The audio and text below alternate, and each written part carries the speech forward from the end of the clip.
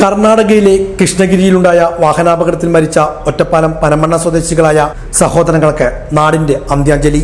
ഇരുവരുടെയും മൃതദേഹങ്ങൾ ഷൊർണൂർ ശാന്തിതീര ശ്മശാനിൽ സംസ്കരിച്ചു. മരിച്ച ദിവ്യയുടെ ഭർത്താവിന്റെ വീടായ പട്ടാമ്പി കരിമ്പുള്ളിയിലെ വസതിയിൽ ദിവ്യയുടെ മൃതദേഹം പൊതുദർശനത്തിന് വെച്ചതിന് ശേഷമായിരുന്നു ഷൊർണൂർ ശാന്തിതീരത്തേക്ക് കൊണ്ടുപോയത്. പട്ടാമ്പി കരിമ്പുള്ളി തെക്കറ്റിൽ വിനീതിന്റെ ഭാര്യ ഒറ്റപ്പാലം പനമണ്ണ സ്വദേശി ദിവ്യയും സഹോദരൻ ദീപക്കുമാണ് കഴിഞ്ഞ ദിവസമുണ്ടായ വാഹനാപകടത്തിൽ മരിച്ചത്. പോസ്റ്റ്മോർട്ടം നടപടികൾ പൂർത്തിയാക്കി ചൊവ്വാഴ്ച പുലർച്ചെയാണ് ഇരുവരുടെയും മൃതദേഹങ്ങൾ പനമണ്ണയിലെ വസതിയിൽ എത്തിച്ചത്.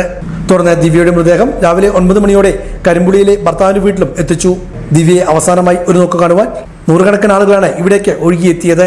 12 മണിയോടെ ദിവ്യയുടെയും ദീപുവിന്റെയും മൃതദേഹങ്ങൾ ഷൊർണൂർ ശാന്തിതീരം ശ്മശാനത്തിൽ സംസ്കരിക്കുകയും ചെയ്തു. തിങ്കളാഴ്ച പുലർച്ചെ കൃഷ്ണഗിരിയിൽ വെച്ചായിരുന്നു അപകടമുണ്ടായത്.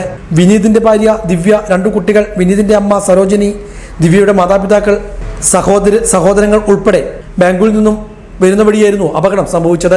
ഇവർ യാത്ര ചെയ്യുന്നതിനിടെ പഞ്ചറായ കാറിന്റെ ചക്രം മാറ്റിയ ശേഷം കേടായ ചക്രം കാറിന്റെ ഡിക്കിയിലേക്ക് തിരികെ വയ്ക്കുന്നതിനിടെ പിറകെ വന്ന ടോറസ് ലോറി ഇടിക്കുകയായിരുന്നു.